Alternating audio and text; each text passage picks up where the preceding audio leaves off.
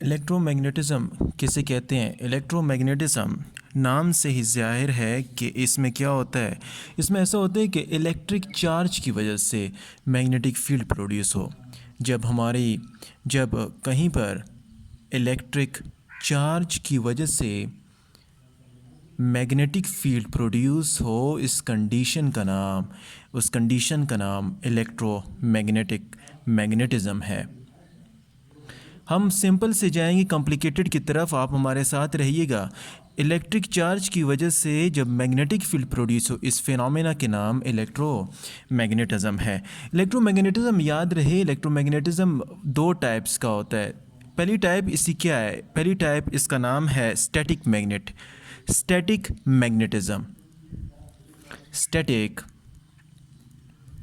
Magnetism. और दूसरी का नाम स्टैटिक नाम से ही जाहिर है जो रेस्ट में हो, और दूसरी का नाम है इलेक्ट्रोमैग्नेटिज़्म या इलेक्ट्रोमैग्नेटिक।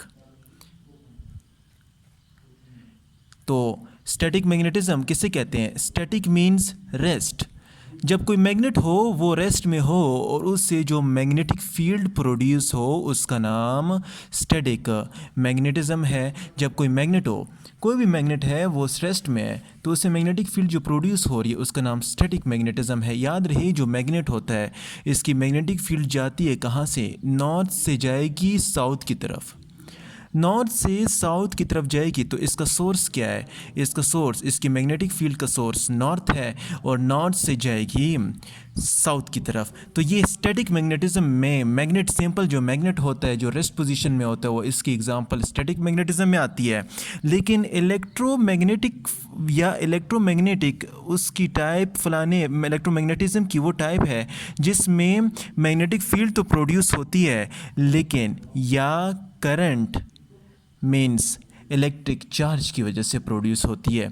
जो मैग्नेटिक फील्ड इलेक्ट्रिक चार्ज की वजह से प्रोड्यूस हो उसका नाम इलेक्ट्रोमैग्नेटिक है। तो दो किस्म की टाइप पड़ी, एक का नाम स्टैटिक मैग्नेटिक है, एक का नाम इलेक्ट्रोमैग्नेटिक। जो इलेक्ट्रिक चार्ज की वजह से प्रोड्यूस हो उसका नाम इलेक्ट्रोमैग्नेटिक है, और जो सिंपल मैग्नेट से नॉर्थ से साउथ की तरफ जाए उसका नाम स्टैटिक मैग्नेटिक है। हमारा काम इससे नहीं है, हमारा काम इस चैप्टर में इलेक्ट्रोमैग्नेटिक से है, जिसमें चार्ज की वजह से क्या होता है?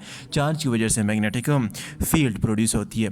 कहा जाता है कि मूविंग इलेक्ट्रॉन, जो इलेक्ट्रॉन जब मूव करता है, इस मूविंग इलेक्ट्रॉन की दो फील्ड्स होती हैं। इसकी दो फील्ड कौन कौन सी होती हैं?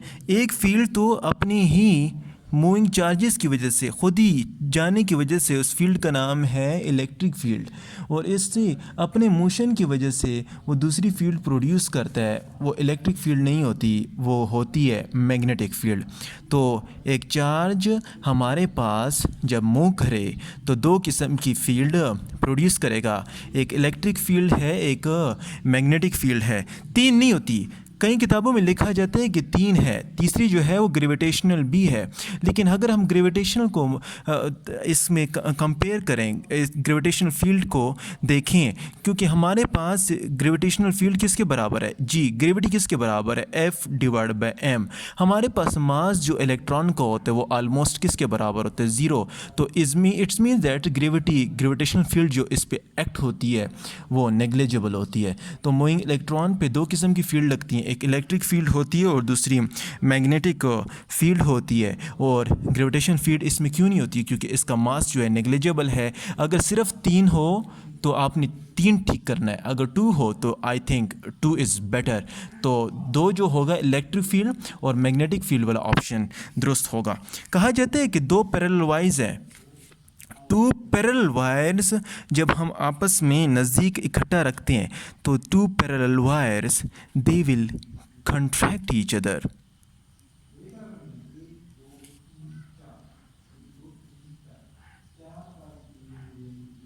दो पैरेलल वायर आपस में जब नज़दीक रखते हैं तो they will contract each other. अगरचे क्या हो, अगरचे इन दोनों वायर्स में क्या हो? इलेक्ट्रिक फील्ड मौजूद हो।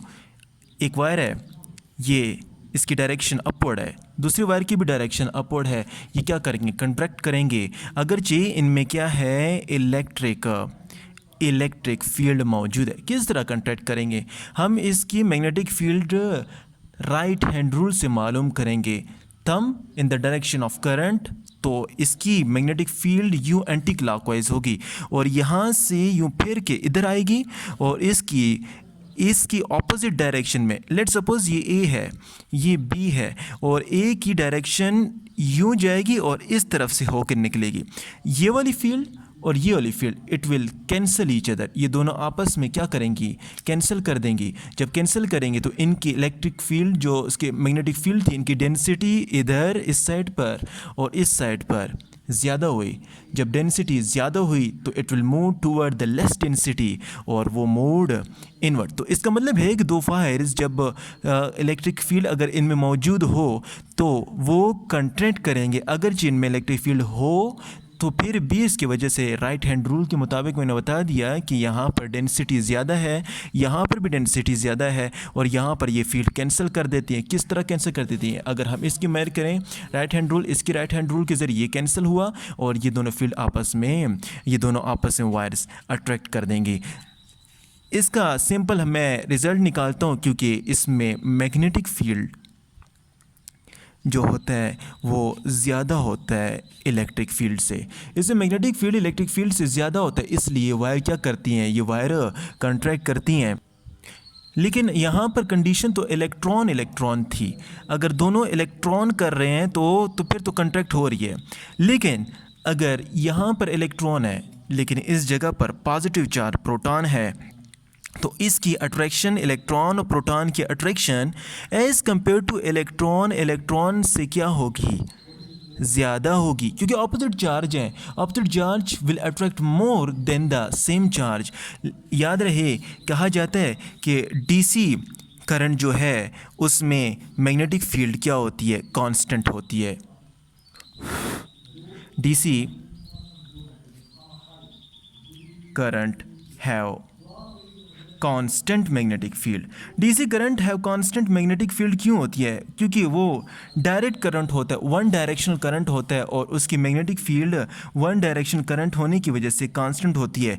लेकिन अल्टरनेटिंग करंट में ऐसा नहीं होता। याद रहे कि मैंने बता दी कि इलेक्ट्रॉन और प्रोटॉन में ज़्यादा हो रही है कंट्रैक्शन, इलेक्ट्रॉन की कंपेरिजन से, इलेक्ट्रॉन प्रोटॉन की कंपेरिजन से। तो यहाँ पर इसकी ज़्यादा अट्रैक्शन हुई, क्यों? क्योंकि ऑपोजिट चार्ज था। इसकी क्यों कम हुई? क्योंकि इसका सेम चार्ज है। और याद रहे कि डीसी करंट की मैग्नेटिक फील्ड कांस्टेंट होती है। हमारे पास एक वायर है, वो वायर मौजूद है मैग्नेटिक फील्ड में। एनी मैग्नेटिक फील्ड है उसमें हमारे पास वायर मौजूद है। अभी इस वायर पर फोर्स कितनी लग रही है हमने वो मेजर करनी है। इसमें करंट की डायरेक्शन यूँ है, A to B, from A to B current की डायरेक्शन हो रही है और it will move inward cross की डायरेक्शन, और मैग्नेटिक फील्ड की direction inward into the paper है। तो इस इलेक्ट्रिक वायर पर फोर्स किस तरह लगेगी, इस इलेक्ट्रिक वायर पर फोर्स कितनी लगेगी? उसका फार्मूला है F is equal to ILB sine of theta. आई हमारे पास क्या है? आई हमारे पास करंट है। बी हमारे पास क्या है? बी हमारे पास मैग्नेटिक फील्ड है। याद रहे कि करंट और मैग्नेटिक फील्ड के दरमियान एंगल हमेशा 90 डिग्री होगा।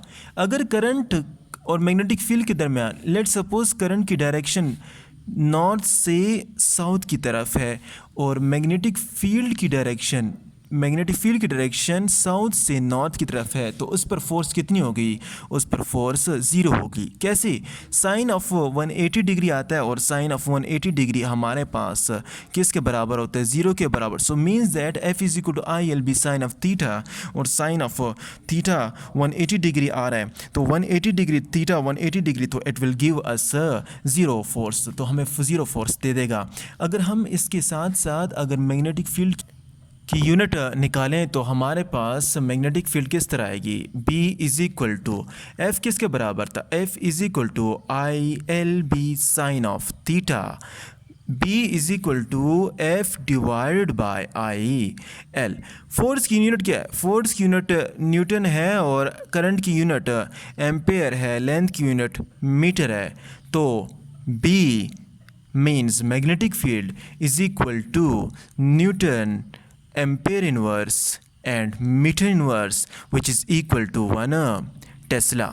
अगर इसकी फर्दर डायमेंशन निकालें तो आप डायमेंशन अगर निकाल कर देखें तो डायमेंशन किसके बराबर होगी? It will be equal to m t minus 2 a minus 1। So this is the dimension of tesla. ये टेस्ला की डायमेंशन है कि अगर हम मैग्नेटिक फील्ड की यूनिट निकालें तो newton ampere inverse metre inverse ये नहीं आता, ये आता है m minus t minus 2 and a minus 1 is the dimension of magnetic।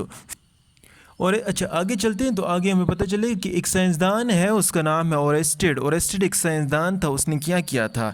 Oersted ने कहा था कि मैग्नेटिक फील्ड किससे प्रोड्यूस होती है? मैग्नेटिक फील्ड हमारे पास प्रोड्यूस होती है करंट कैरिंग कॉइल से।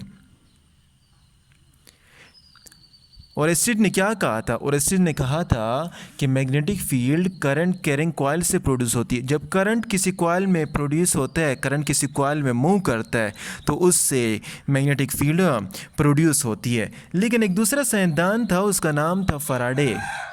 फैराडे ने याद रहे कि फैराडे ने एक फिनोमेना डिस्कवर किया था, उस फिनोमेना का नाम है इलेक्ट्रोमैग्नेटिक इंडक्शन। अगर आपसे किसी ने पूछा या एमसीक्यूज़ में आया कि इलेक्ट्रोमैग्नेटिक इंडक्शन का फिनोमेना किसने डिस्कवर किया था? उसने इलेक्ट्रोमैग्नेटिक इंडक्शन का फिनोमेना फैराडे ने डिस्कवर किया था। उसका फर्स्ट लॉ क्या था? उसका फैराडे का अगर हम फर्स्ट लॉ बताएं तो उसका फर्स्ट लॉ ये था कि जब तक इंड्यूस ईएमएफ होगा, जब तक इंड्यूस यानी इंड्यूस ईएमएफ उस वक्त तक होगा जब तक मैग्नेटिक फ्लक्स चेंज होगा। Rate of change of magnetic flux is directly proportion to induce EMF. This was the law of Faraday. ये फैराडे का लॉ था कि जब तक मैग्नेटिक फ्लक्स चेंज होगा उस वक्त तक हमारे पास क्या होगा? इंड्यूस ईएमएफ होगा। अभी इमोशनल ईएमएफ दूसरा, ये तो इंड्यूस ईएमएफ की इक्वेशन है। इमोशनल ईएमएफ की क्या इक्वेशन है? इमोशनल ईएमएफ की इक्वेशन है EMF is equal to BVL sine of theta. Emotional EMF is equal to BVL sine of theta. अगर B हमारे पास क्या हो? यूनिफॉर्म हो। अगर इसमें B यूनिफॉर्म हो तो इससे क्या होता है? तो EMF is directly proportion to V। जितना ज़्यादा V होगा उतना EMF होगा, और जितनी ज़्यादा लेंथ होगी उतनी ही EMF होगा। अगर B यूनिफॉर्म हो और अगर साइन थीटा मैक्सिमम होगा 90 डिग्री तो it will produce maximum. This was all about motional EMF। This was all about speed and length कि इसके अगर ये यूनिफॉर्म हो तो इसके चेंजिंग होने की वजह से EMF भी चेंज हो सकती है। तो आज हमने क्या पढ़ा है? आज हमने इलेक्ट्रोमैग्नेटिज्म के बारे में पढ़ा है कि इलेक्ट्रोमैग्नेटिज्म इलेक्ट्रिक चार्ज कि चेंज इलेक्ट्रिक चार्ज की वजह से जो फील्ड होती है इसका नाम इलेक्ट्रोमैग्नेटिक फील्ड है और इस फिनोमेना के नाम इलेक्ट्रोमैग्नेटिज्म है। स्टैटिक मैग्नेटिज्म होता है जिसमें मैग्नेट पड़ा रहता है और मैग्नेट नॉर्थ से साउथ की तरफ फील्ड प्रोड्यूस होती है, स्टैटिक मैग्नेटिज्म इसे कहते हैं। लेकिन इलेक्ट्रोमैग्नेटिज्म जिसमें करंट की वजह से जो फील्ड होती है इसे इलेक्ट्रोमैग्नेटिज्म कहते हैं। मूविंग इलेक्ट्रॉन कहा जाता है कि दो फील्ड प्रोड्यूस करता है, एक तो अपने मोशन की वजह से इलेक्ट्रिक फील्ड प्रोड्यूस करता है और उसके साथ साथ अपने मोशन की वजह से इसमें मैग्नेटिक फील्ड प्रोड्यूस भी हो जाती है। लेकिन कभी कभार कहा जाता है ग्रेविटेशनल फील्ड भी होती है, थर्ड फील्ड, लेकिन अगर देखें तो इसका मास नेग्लिजिबल होता है, तो मास नेग्लिजिबल ग्रेविटेशनल फील्ड इसकी ऑलमोस्ट ज़ीरो होती है। अगर हम बात करें कि force on a wire in the magnetic field, अगर मैग्नेटिक फील्ड में कोई वायर पड़ी है तो इस पर फोर्स कितना होगा? तो वो है ILB साइन ऑफ थीटा, और इसमें करंट और मैग्नेटिक फील्ड के दरमियान एंगल 90 डिग्री का होगा। अगर ये 90 डिग्री ना हो, अगर ये ज़ीरो हो या 180 डिग्री हो तो फोर्स इसकी कितनी होगी? ज़ीरो होगी।